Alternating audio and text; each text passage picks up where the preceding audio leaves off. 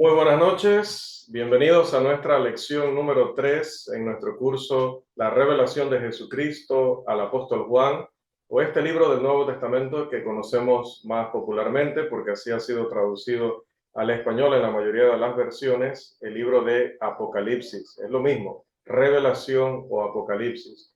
Hoy vamos a entrar a lo que es ya el capítulo 6 y vamos a estar hablando del tema la apertura de los sellos. Lección número 3, capítulo 6 de Apocalipsis, la apertura de los sellos. Cuando se trata del libro de Apocalipsis, muchos tienen la idea de que no puede ser comprendido, como ya lo hemos mencionado, y por lo tanto, muchos nunca intentan o hasta el momento no han intentado estudiar este gran y maravilloso libro. Si bien hay pasajes difíciles, eso de ninguna manera exime a ningún cristiano responsable de su estudio. Después de todo, Romanos, Hebreos y algunos otros libros de la Biblia también contienen pasajes y grandes porciones difíciles, pero aún así los tenemos que estudiar.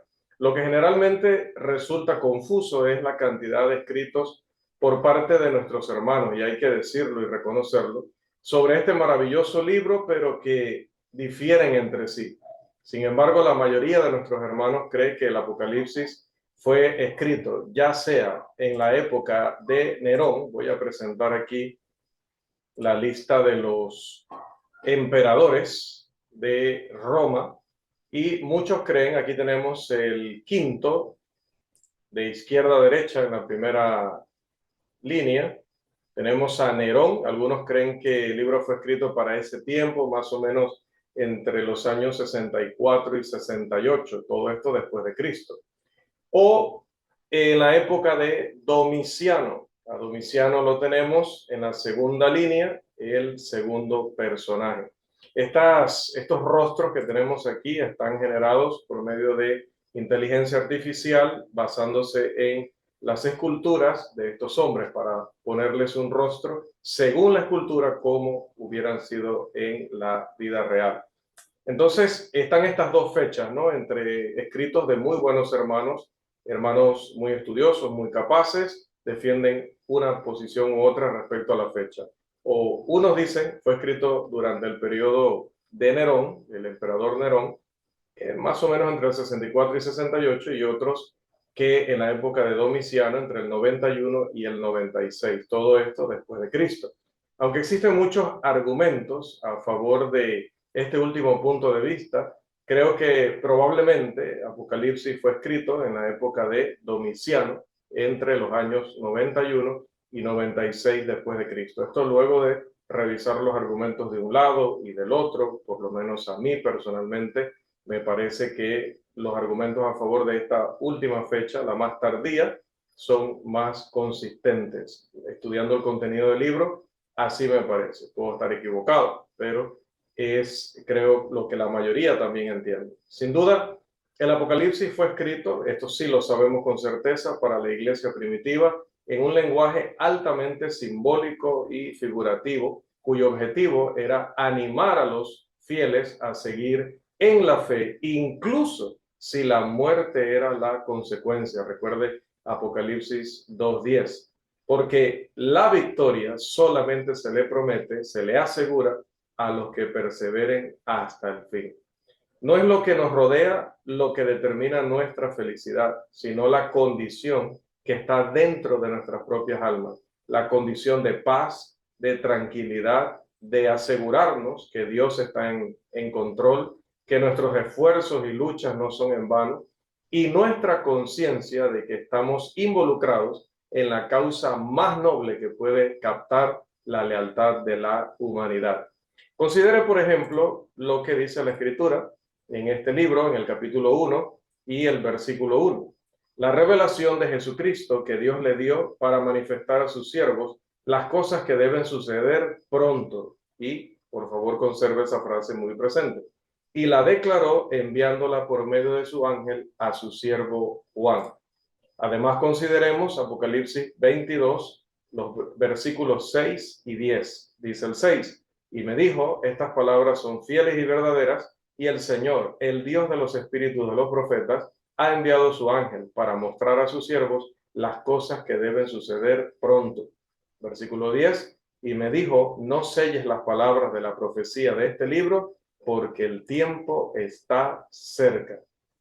Estas citas refutan claramente la posición futurista, la que dice que gran parte, si no todo el libro de Apocalipsis, está esperando todavía cumplirse en el futuro, que todavía estas visiones y estos símbolos no se han manifestado en la realidad.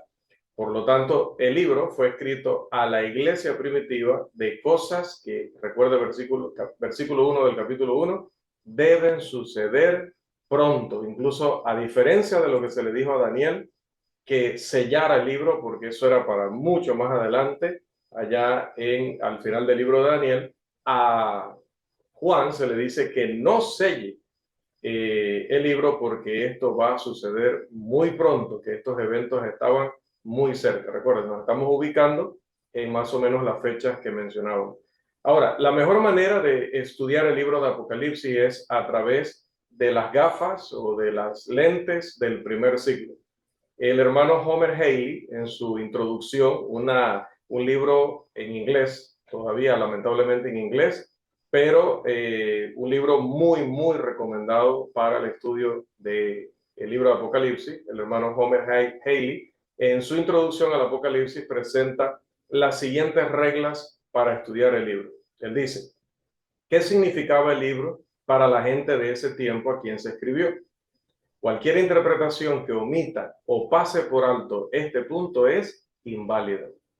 Una segunda ayuda es comprender, sigue diciendo el hermano Haley, es comprender el Antiguo Testamento, especialmente los profetas Ezequiel, Daniel y Zacarías, y su uso de símbolos y señales.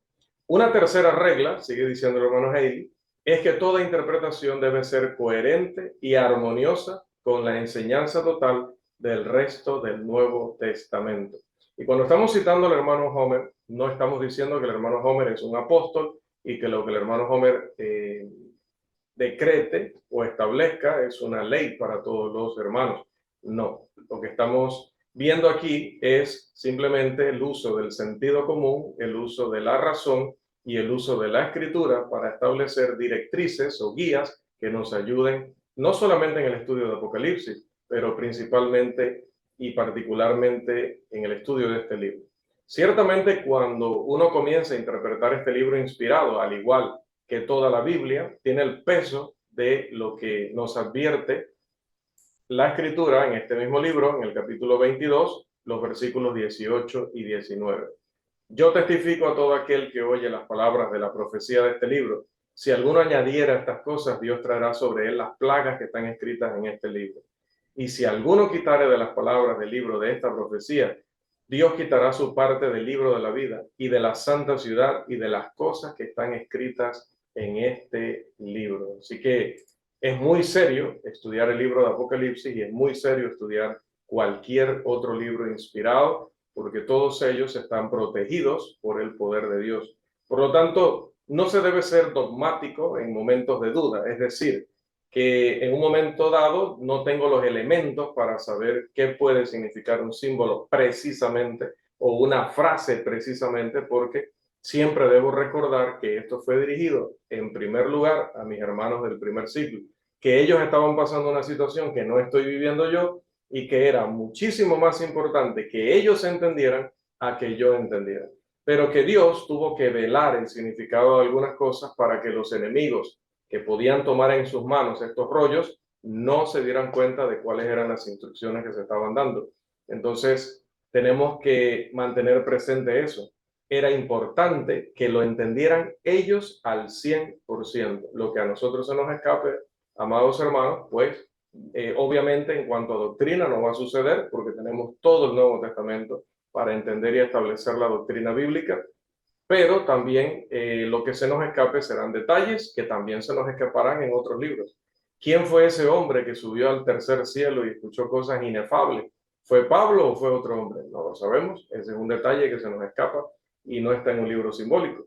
¿Cuál era el aguijón en la carne que el Señor le había permitido a Pablo tener? No lo sabemos. Era una enfermedad, era su apariencia física, no lo sabemos. Es un detalle que se nos escapa a pesar de que no está en un libro simbólico. Entonces mire cómo no nos podemos exigir más en Apocalipsis que lo que ya nos exigimos en los otros libros. Habrá cosas que no entendemos, habrá cosas que no serán para nosotros, porque principalmente debía entenderla el primero o los primeros que la recibieron. Con esto en mente, hermanos, debemos, con gran humildad y ferviente oración, eso sí, siempre, entender que las cosas presentadas aquí, todas las que podamos entender y todas las que podamos interpretar correctamente, reverentemente, son fieles a la palabra de Dios. Vamos entonces, porque estamos en el tema de los sellos, de la apertura de los sellos, vamos entonces a abrir bueno, no vamos a abrir, vamos a ver qué pasa cuando se abre el primer sello, porque usted y yo no somos dignos, así que vamos a dejar que el Cordero de Dios abra los sellos. Y vamos al primero de ellos y vamos a hacer la lectura de los versículos 1 y 2. Pido que por favor se ubique en su Biblia, Apocalipsis, estamos en el capítulo 6, para que cuando diga primer sello, segundo sello, tercer sello, diga los versículos, ya sabemos directamente que estamos en el capítulo 6. Así que aquí sería capítulo 6, versículos 1 y 2. Voy a pedir al hermano, voy a reubicarme aquí también. Le voy a pedir al hermano que nos ayude con la lectura, por favor. A ver, dice, vi cuando el Cordero abrió uno de los sellos y oí a uno de los cuatro seres vivientes decir con voz de trueno, ven y mira. Y miré, y he aquí un caballo blanco, y el que lo montaba tenía un arco, y le fue dado una corona, y salió venciendo y para vencer. Amén, gracias, hermano. El capítulo 5, si recuerdan, mostraba a Cristo en la mano derecha del que estaba sentado en el trono. Capítulo 5, versículo 1. Y que él era el único digno para abrir el libro y desatar sus 7 sellos. Recuerde, capítulo 5, versículo 5. Debido a quién es Cristo y lo que ha hecho, se le canta en el capítulo 5, versículo 9, con las siguientes palabras. Vamos a reubicarnos aquí otro poco. Digno eres de tomar el libro y de abrir sus sellos, porque tú fuiste inmolado y con tu sangre nos has redimido para Dios de todo linaje y pueblo y nación. Así que el Cordero, digno de tomar el libro de la diestra de aquel que está sentado en el trono, capítulo 5, versículo 7, el Cordero que abre los sellos es, por supuesto, el Cristo triunfante, del cual habló Juan en el capítulo 5 y versículo 5 con las siguientes palabras. Y uno de los ancianos me dijo, no llores, he aquí que el león de la tribu de Judá, la raíz de David, ha vencido para abrir el libro y desatar sus 7 sellos. Ahora, muchos creen que los 4 seres vivientes son los 4 evangelios, pero esto carece de apoyo bíblico. Muy probablemente los 4 seres vivientes son, como ya hemos señalado, o pueden representar, como ya hemos señalado, las fuerzas utilizadas por Dios para llevar a cabo sus propósitos divinos. O bien pueden ser seres celestiales de un orden muy distinto a los ángeles de los cuales nos habla regularmente la Biblia. O puede referirse de manera simbólica, también mencionábamos, a cualidades de Dios.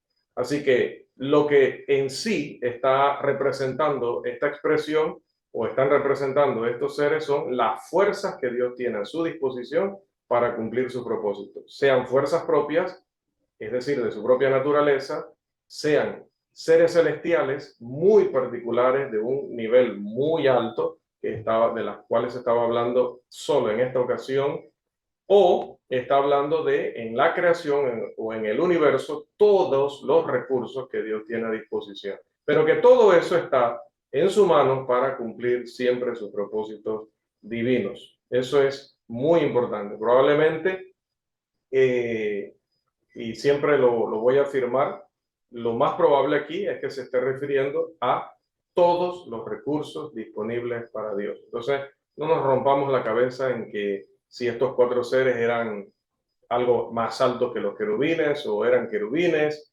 no nos rompamos la cabeza con si son seres de la creación o fuerzas en las leyes que hay en la naturaleza, o si se refiere a la naturaleza misma de Dios, porque sea cual sea de esas tres cosas, pues están a disposición de Dios para que se haga lo que Él desee. Una de las criaturas vivientes, con voz atronadora, dice: ven, a los cuatro jinetes y a sus caballos. El primero en aparecer dice que es un caballo blanco. El significado de blanco, como creo que sabemos ya bien, es símbolo de pureza, santidad, y aquel que se sienta sobre ese caballo sale venciendo y para vencer. Este poderoso no es otro que el glorioso Cristo, que avanza con una corona sobre él y un arco en su mano. Estos símbolos sugieren que el Cristo conquistador se dirige al mundo a través de su glorioso evangelio, participando en la guerra espiritual de la que habló el apóstol Pablo en Efesios 6, desde los versículos 10 hasta el 18. Y así, su evangelio es el poder semántico para salvación. Es decir, no es un poder militar, no es un poder sobrenatural que está transformando a la fuerza, como dicen los calvinistas, el corazón de los hombres, sino que son palabras que puede el hombre escuchar, razonar y obedecer para salvación. Entonces, es el poder, vamos a llamarle así, semántico para salvación. Romanos 1:16. Vemos aquí lo que Pablo llamó en Efesios 6:17 la espada del Espíritu, siendo utilizada para promover la gloriosa causa de Cristo.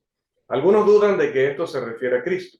Lo que no se dan cuenta es que la objeción de que Cristo no habría salido corriendo en un caballo blanco por la orden de una de sus criaturas, que de hecho, recuerde que estamos hablando de símbolos, por lo tanto, quizás no se refiere a una criatura. Hablábamos de la naturaleza del mismo Dios, así que la orden puede venir del mismo Dios si a cuatro criaturas vivientes se refiere a cualidades de Dios. Así que mire por qué es importante tomar en cuenta toda la evidencia antes de llegar a ciertas conclusiones. Lo que no se toma en cuenta, definitivo, es que esto es una visión, no estamos hablando de cosas literales. Tampoco es inconsistente que Cristo abra los sellos y aparezcan las visiones extensamente en todo el Apocalipsis, porque de hecho este libro recibe el nombre de la revelación de Jesucristo. Así que precisamente el Cordero aparece para revelar el plan de Dios. Lo que conquistó el Imperio Romano no fue la fuerza física de la iglesia, no es que los cristianos se armaron como quería armar Saúl a David en aquella ocasión. No, nosotros pudimos, o los cristianos del primer siglo o de los primeros siglos, terminaron venciendo al Imperio Romano a través del poder del glorioso Evangelio de Jesucristo. Uno debe recordar que todos los problemas de la humanidad se remontan a el asunto del pecado. Recuerde lo que dice Romanos capítulo 5, versículo 12. Por tanto, como el pecado entró en el mundo por un hombre y por el pecado la muerte, así la muerte pasó a todos los hombres por cuanto todos pecaron. Y el único poder lo suficientemente grande, eficaz, perfecto, como para conquistar el pecado, es el glorioso evangelio de Jesucristo. Recuerden, Romanos 1:16. La mayoría del mundo denominacional, al interpretar este capítulo, defiende conceptos falsos de una supuesta campaña militar literal y de un rapto de la iglesia y de un milenio literal, y ahí podemos mencionar a expositores como Hal Lindsey, Billy Graham, Jerry Falwell y otros. Es un caso clásico tomar una doctrina que uno se ha inventado, que uno se ha imaginado, y luego tratar de envolverla con pasajes bíblicos para producir un resultado que a las personas les parezca que surgió de la Escritura, cuando la Escritura no menciona términos como premilenialismo, no menciona términos como el rapto, no habla de una guerra militar literal. Y en este libro ya se ha declarado desde el principio, porque así lo dice el capítulo 1, es un libro altamente simbólico que no se puede literalizar. Bien, vamos entonces a ver la apertura, ahora sí estamos hablando con mayor precisión, vamos a ver la apertura del segundo sello. Para esto vamos a hacer la lectura de los versículos 3 y 4. Ahí le pido el apoyo nuevamente a nuestro hermano. Entonces, cuando abrió el segundo sello, oía al segundo ser viviente que decía, ven y mira. Y salió otro caballo, bermejo, y al que lo montaba le fue dado poder de quitar de la tierra la paz, y que se matasen unos a otros, y se le dio una gran espada. Amén. Bien, no sé si en sus regiones se utilice el término bermejo, pero por lo menos en mi país yo creo que nunca lo he escuchado mencionar a ninguna persona. El segundo ser viviente llama y esta vez sale un caballo rojo. Ahí ese color sí lo conocemos muy bien. Muy pocos objetan que esto sea una escena de derramamiento de sangre y de guerra, pero ya dijimos en qué contexto. Aunque ha habido y siempre habrá guerras, esto no hace referencia al militarismo, sino que es una imagen de persecución contra la iglesia, de lucha entre las fuerzas del bien y las fuerzas del mal. Donde quiera que el evangelio haya llegado, la iglesia ha enfrentado persecución de una forma u otra. Pablo dijo en 2 de Timoteo, capítulo 3, versículo 12, y también todos los que quieren vivir piadosamente en Cristo Jesús padecerán persecución. Todos, no solo los cristianos del primer siglo, sino todos los que quieran ser fieles a Cristo. La persecución contra los seguidores de Cristo fue profetizada por el mismo Señor en Mateo 10, 21 al 22 y 34 al 39 de ese mismo capítulo. El matarse unos a otros indica cómo los hombres se volverían unos contra otros. Jesús dijo, de hecho, el padre estará contra los hijos contra los padres, y los enemigos del hombre serán los de su propia casa. Dijo que también llegaría el momento en que alguno que nos matara creería que le estaría dando un servicio a Dios. Así que respecto a la gran espada, porque habla allí de se le dio una gran espada, la palabra aquí se refiere a la espada corta romana llamada grande, no porque fuera desproporcionada, o sea, que fuera más grande que él o más grande que el caballo o que abarcara prácticamente el tamaño del jinete y también del caballo, sino por el constante y terrible derramamiento de sangre que ella simboliza. Está hablando de la efectividad con la que va eliminando enemigos delante de sí. Por eso, una gran espada, no se refiere tanto a tamaño, sino a todo el daño que va ocasionando en los rivales o en los enemigos del jinete. Vamos entonces a la apertura del tercer sello. Para esto vamos a leer los versículos 3 y 4 del capítulo 6. Recuerden, vamos nuevamente a pedir al hermano la colaboración con la lectura.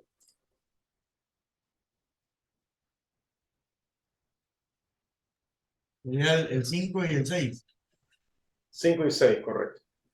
Y cuando abrió el tercer sello, oí al tercer ser viviente que decía, ven y mira. Y miré, y aquí un caballo negro, y el que lo montaba tenía una balanza en las manos. Y oí una voz de en medio de los cuatro seres vivientes que decía, 2 libras de trigo por un denario, y 6 libras de cebada por un denario. Pero no dañes el aceite ni el vino. Listo, la apertura del tercer sello nos presenta a un jinete montado en un caballo negro con una balanza en su mano. La gran mayoría de los comentaristas creen que esto es un símbolo de grandes dificultades económicas. Los primeros santos estaban experimentando aflicción y sufrimiento debido a la falta de alimentos. Esto se explica claramente en el versículo 6. Una medida de trigo por un denario o un ciclo era el salario de un día. Las 3 medidas de cebada por un denario eran aún más baratas que el trigo, mientras que el aceite y el vino se consideraban artículos de lujo. Casi no se podía aspirar a esos artículos con un ingreso escaso. Tenemos un documento real en la historia que afirma que Domiciano, y mire cómo coincide con lo que les mencionaba de la fecha de redacción de este libro, afirma que Domiciano, el emperador, emitió un decreto para recortar los viñedos en las provincias y destruir a algunos de ellos, pero preservó los viñedos solamente en Italia. obviamente donde está o estaba ubicado el imperio, ¿no? La sede del imperio. Entonces sale este decreto, mire aquí en Apocalipsis, dice, no dañes el aceite y el vino.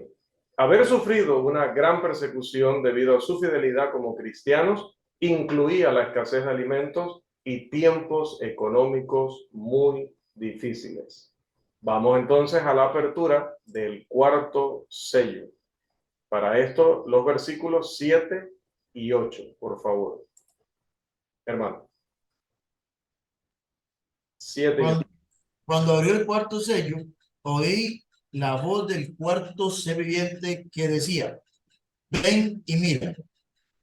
Miré, y he aquí un caballo amarillo, y el que lo montaba tenía por nombre Muerte, y el Hades le seguía, y le fue dada potestad sobre la cuarta parte de la tierra, para matar con espada, hambre, mortandad y con las fieras de la tierra. El cuarto sello tiene un caballo amarillo. Aquel que lo monta es la muerte y el Hades lo sigue. Este es el caballo que no queremos que nos alcance nunca, ¿no? Pero está decretado para los hombres que los alcance por lo menos una vez en la vida. Observe que Hades sigue a la muerte. La muerte liquida y el Hades, que representa el estado de existencia de los muertos ya que han que están fuera del cuerpo, ¿no? Están en su estado incorpóreo.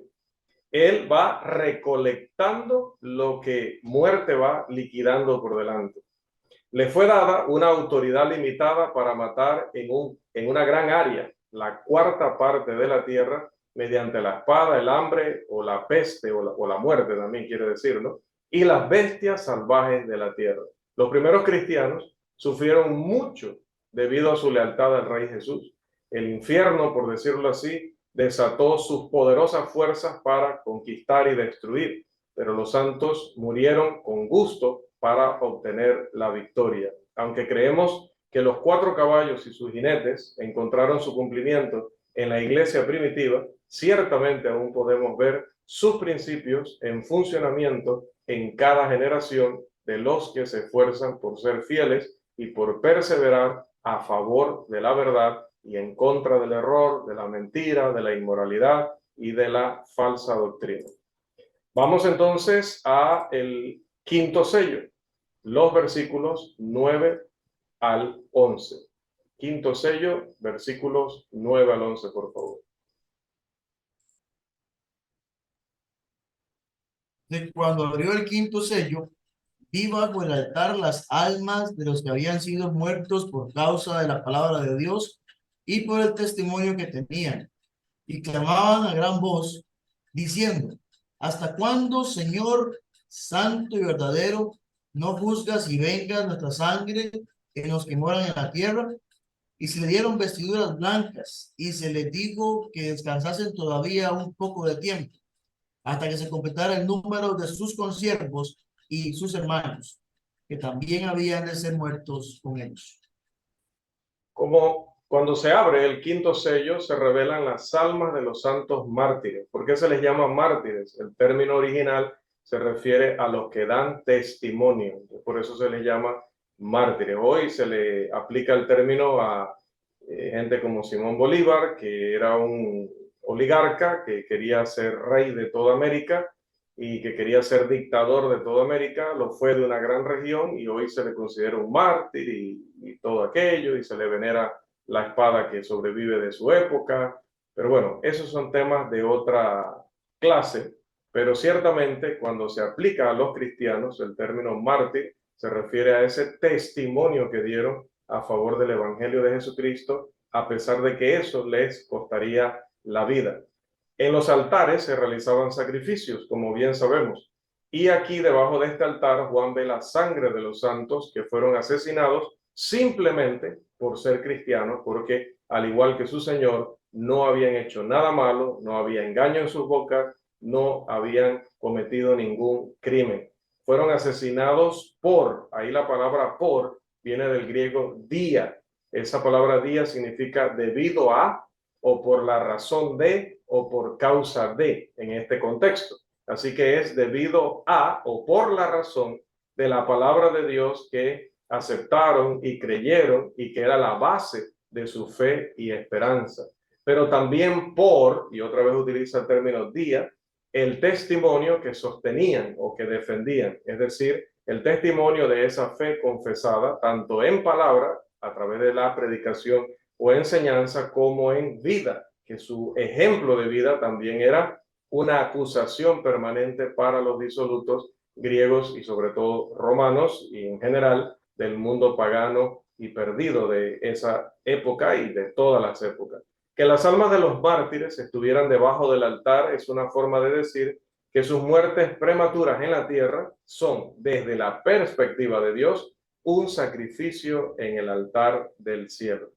También hay evidencia de conciencia después de la muerte, porque estos hermanos ya estaban muertos, es decir, sus cuerpos habían quedado en la tierra descomponiéndose, y aún así dice que clamaban a gran voz diciendo, capítulo 6, versículos 9 y 10. Entonces quiere decir que seguían existiendo aún fuera de sus cuerpos. Ahora, esta súplica de juicio y venganza armoniza con la otra enseñanza de Jesús. Por ejemplo, en Lucas 23:34, Padre, perdónalos porque no saben lo que hacen. Amados, esto no es propiamente un clamor por venganza, sino una petición de justicia. El apóstol Pablo nos enseña en Romanos, por inspiración del Espíritu Santo, nos enseña en Romanos 12:19, no os venguéis vosotros mismos, amados míos, sino dejad lugar a la ira de Dios, porque escrito está, mía es la venganza, yo pagaré, dice el Señor. Y también nuestro Señor Jesús nos enseñó en Lucas 18, los versículos 7 y 8, ¿y acaso Dios no hará justicia a sus escogidos que claman a Él día y noche? ¿Se tardará en responderles? Os digo que pronto les hará justicia. A Caín, Dios le dijo en Génesis 4:10, la sangre de tu hermano clama a mí desde la tierra. Los agravios, en última instancia, deben ser reparados. La justicia de un Dios santo y justo solo puede ser aceptada a la luz del solemne hecho de que la venganza le pertenece a Él y que será ejecutada sobre los impíos o sobre los malvados. La pregunta de los santos sobre cuándo se tomará la venganza no es respondida en este pasaje. Se les indica que se les dará una túnica blanca que simboliza la victoria, y se les pide que descansen. Sus obras para el Señor y su muerte no han pasado inadvertidas por Dios. Él en su propio buen tiempo se va a encargar de todas las cosas. ¿Qué significa que descansen todavía un poco de tiempo, como menciona en el versículo 11? Las palabras todavía un poco de tiempo es un periodo de tiempo comparado con otro periodo de tiempo, y por eso se sabe que es poco. Ahora, ¿a qué se refiere? ¿Se refiere a un tiempo que se compara con la eternidad? No, porque no se puede hacer tal comparación. El poco tiempo de su espera parece ser paralelo con el poco tiempo que tenía Satanás, que llenándose de gran ira, dice, sabiendo que le quedaba poco tiempo, atacó a los santos. Capítulo 12, versículo 12.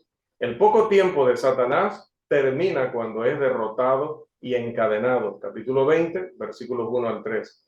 Momento en el que el poco de tiempo de los santos, en que estaban descansando, en el que estaban esperando, llega a su fin y ahora son levantados victoriosamente. Vamos entonces con este contexto a la apertura del sexto sello. Ahora vamos a leer los versículos 12 al 17.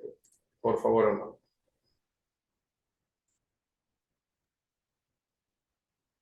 Dice, miré cuando abrió el sexto sello y aquí hubo un gran terremoto y el sol se puso negro como tela de silicio y la luna se volvió toda como sangre.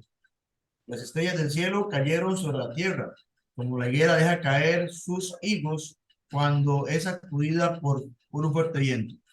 Y el cielo se desvaneció como un pergamino que se enrolla. Y todo monte y toda isla se removió de su lugar. Y los reyes de la tierra, y los grandes, los ricos, capitanes, los poderosos, y todo siervo y todo libre, se escondieron en las cuevas y entre las peñas de los montes. Y decían a los montes y a las peñas, caed sobre vosotros y escondednos del rostro de aquel que está sentado sobre el trono y de la ira del Cordero, porque el gran día de su ira ha llegado, y ¿quién podrá sostenerse en pie? Muchos creen que esto hace referencia a la destrucción de Jerusalén en el año 70 después de Cristo por el ejército romano bajo la dirección de Tito.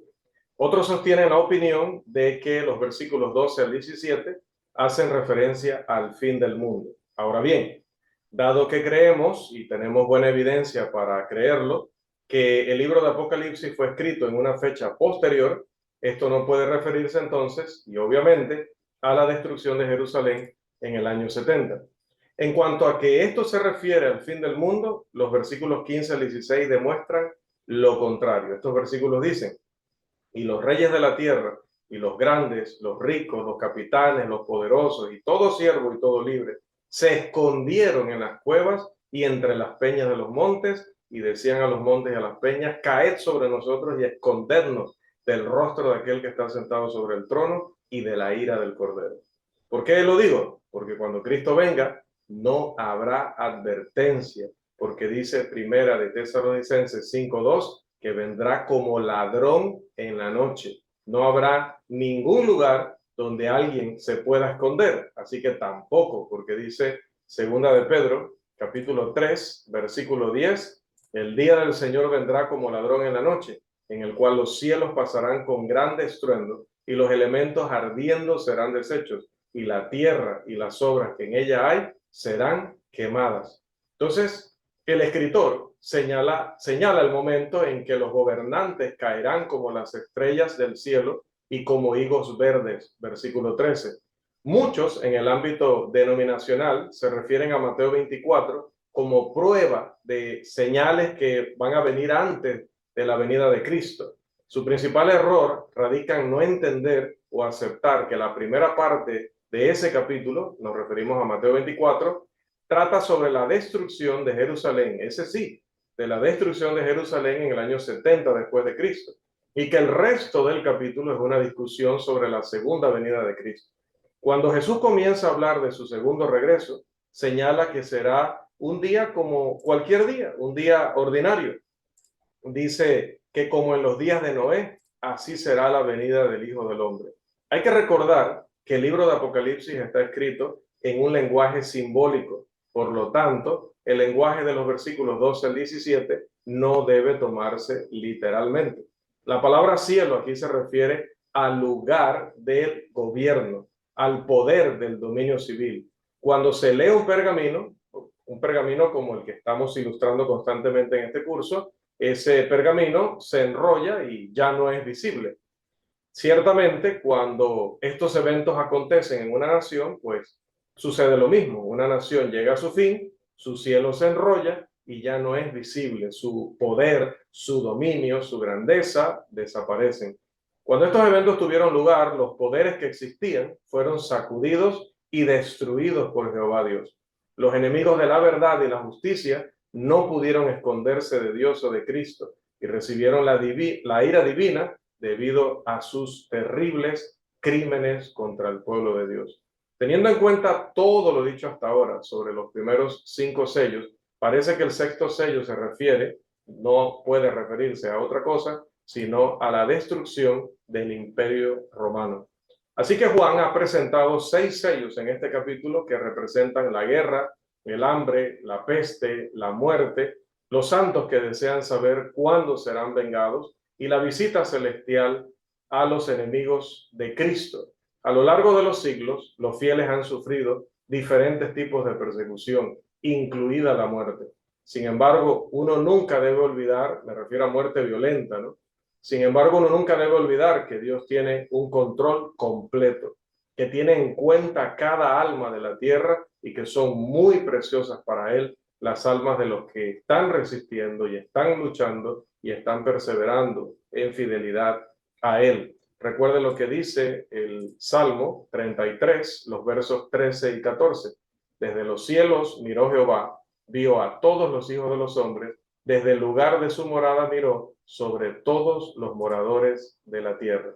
Además, cualquier cosa que el hombre, sea de manera individual, en asociación, utilizando un gobierno civil, haga a los fieles de Dios, eso no puede separarlos del amor de Cristo. Como dice Romanos 8, 37 al 39, antes en todas estas cosas somos más que vencedores por medio de aquel que nos amó, por lo cual estoy seguro de que ni la muerte, ni la vida, ni ángeles, ni principados, ni potestades, ni lo presente, ni lo porvenir, ni lo alto, ni lo profundo, ni ninguna otra cosa creada nos podrá separar del amor de Dios, que es en Cristo Jesús, Señor nuestro. Y con este hermoso texto damos entonces la conclusión de nuestra lección número 3, la apertura de los sellos, basada en el capítulo 6 del libro de Apocalipsis, la revelación de Jesucristo al apóstol Juan y a la iglesia en todos los tiempos.